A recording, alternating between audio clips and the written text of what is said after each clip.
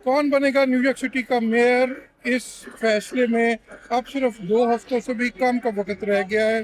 اور 4 نومبر کو ہونے والے الیکشن سے قبل نیو یارک سٹی کے میئر کے 3 اہم امیدواروں کے درمیان آج میرے پیچھے اس لگواڈیا کالج میں دوسرا مباحثہ اور ڈبیٹ ہونے جا رہی ہے، جس میں ڈیموکریٹ پارٹی کے نامزد امیدوار زہران ممدانی، ریپبلکن پارٹی کے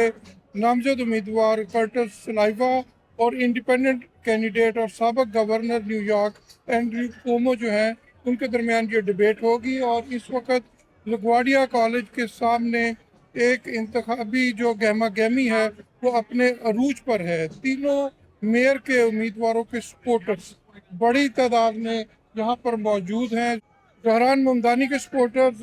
اپنے ہاتھوں میں پلے کارڈز اور ان کی تصویریں اٹھا کر بڑے پرجوش انداز میں کالج کے بالکل دائیں جانب موجود ہیں۔ گورنر اینڈریو کومو کے سپورٹرز ان کے بینرز اور پلے کارڈ اٹھا کر اس لگواڈیا کالج کے میرے جو آپ کے پیچھے نظر آ رہا ہے اس کے دائیں جانب موجود ہے، اور میرے سامنے روڈ کے اس طرف جو ہے وہ کرٹس سلوا کے سپورٹر یہاں پر بڑی تعداد میں موجود ہے۔ اس وقت سینکڑوں کی تعداد میں تینوں پارٹیوں کے سپورٹر یہاں پر موجود ہیں۔ کرٹس سلوا یہاں پر سب سے پہلے ڈبیٹ کے لیے پہنچے، اور جب وہ پہنچے تو ان کے جو سپورٹرز نے ان کو دیکھ کر بڑے جوش اور جذبے کا مظاہرہ کیا۔ اسی طرح جو ران ممدانی کے سپورٹرز ان کی آمد کا انتظار کر رہے ہیں، اور گورنر کومو کے سپورٹرز ان کی آمد کا انتظار کر رہے ہیں۔ جو پہلی ڈبیٹ ہوئی تھی اس کے بعد سیاسی حلقوں میں یہ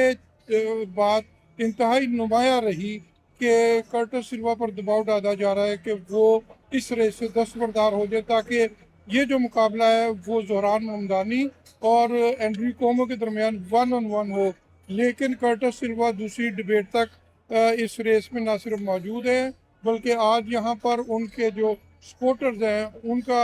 جوش و جذبہ دیکھ کر ایسا لگ رہا ہے کہ اس جوش و جذبے کے ہوتے ہوئے کرٹس سلوا اب 4 نومبر تک شاید